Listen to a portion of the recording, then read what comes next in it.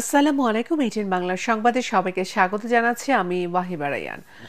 বাংলাদেশ থেকে আমদানি করা পণ্যের উপর 20% শুল্ক আরোপ করেছে যুক্তরাষ্ট্র।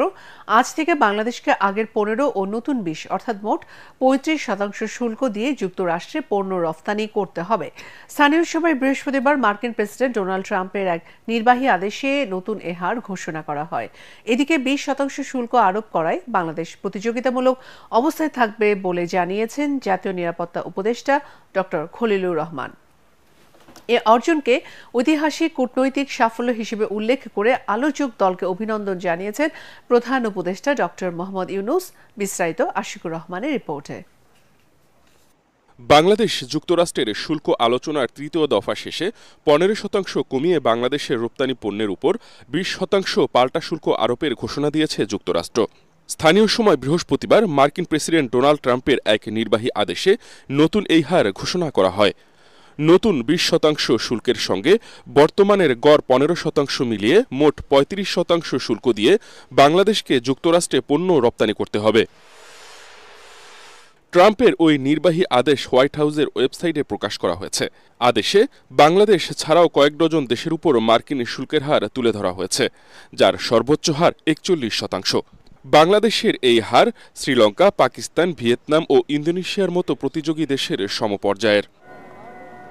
পাল্টা শুল্ক আলোচনা নিয়ে বাংলাদেশের প্রতিনিধি দল বর্তমানে যুক্তরাষ্ট্র সফরে রয়েছে। মঙ্গল ও বুধবারের পর গতকাল বৃহস্পতিবার তৃতীয় দিনের মতো আলোচনা হয়। বাংলাদেশের প্রতিনিধি দলের নেতৃত্বে ছিলেন বাণিজ্য উপদেষ্টা শেখ বসিরউদ্দিন।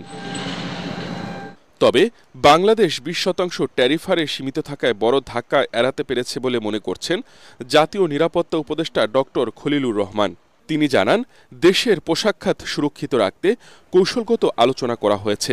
যুক্তরাষ্ট্রের বাণিজ্য প্রতিনিধির সঙ্গে দেশের আলোচকরা অসাধারণ কৌশলগত দক্ষতা দেখিয়েছেন বলে মন্তব্য করেছেন যুক্তরাষ্ট্রের ওয়াশিংটনে বাংলাদেশ দূতাবাসের প্রেস মিনিস্টার গোলাম মর্তজা।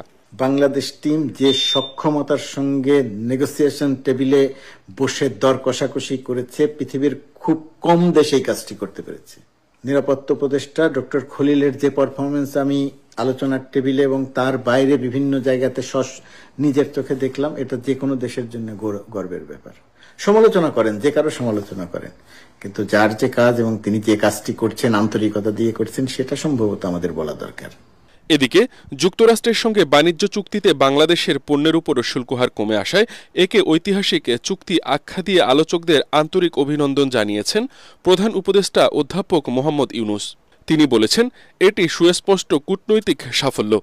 এর আগে গত 2 এপ্রিল বাণিজ্য ঘাটতির কথা উল্লেখ করে বিশ্বের বিভিন্ন দেশের উপর উচ্চ হারে পাল্টা শুল্ক আরোপ করেন মার্কিন প্রেসিডেন্ট ডোনাল্ড ট্রাম্প। সে সময় বাংলাদেশের উপর 37% শুল্ক আরোপ করা হয়েছিল। পরে 9 এপ্রিল বিভিন্ন দেশের উপর ওই শুল্ক 3 মাসের জন্য স্থগিত করা হয়। একই সাথে শুল্ক নিয়ে যুক্তরাষ্ট্রের সঙ্গে বিভিন্ন দেশকে আলোচনার জন্য 31 জুলাই পর্যন্ত সুযোগ দেয়া হয়। সেই সময়সীমা শেষে এবার নতুন শুল্ক হার কার্যকর করল যুক্তরাষ্ট্র। আশিকুর রহমান, এটিএন বাংলা। জুলাই সনদ বাস্তবায়নে যেসব প্রক্রিয়া সম্পন্ন করা প্রয়োজন তার সবই করেছে বিএনপি। 51টি বাদে বাকি সব সুপারিশে ঐক্যমত কমিশনের সাথে দলের কোনো দ্বিমত নেই বলে মন্তব্য করেছেন বিএনপির স্থায়ী কমিটির সদস্য সালাউদ্দিন আহমেদ। দুপুরে চট্টগ্রামের হাটহাজারী মাদ্রাসার প্রধান শাইখুল হাদিস শেখ আহমেদ, মহাপরিচালক মুফতি খলিল আহমেদ কাশিমি সহ সংশ্লিষ্ট ব্যক্তিদের সাথে সৌজন্য সাক্ষাৎ